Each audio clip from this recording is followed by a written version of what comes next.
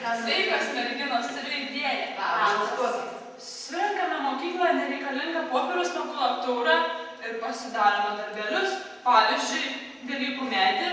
Sutinkat? Taip.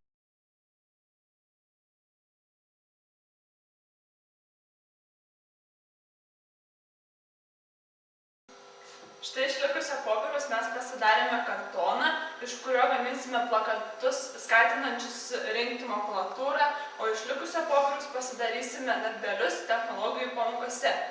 Eime parodysime kitiems ir paskatinsime rinkti makulatūrą mokykloje.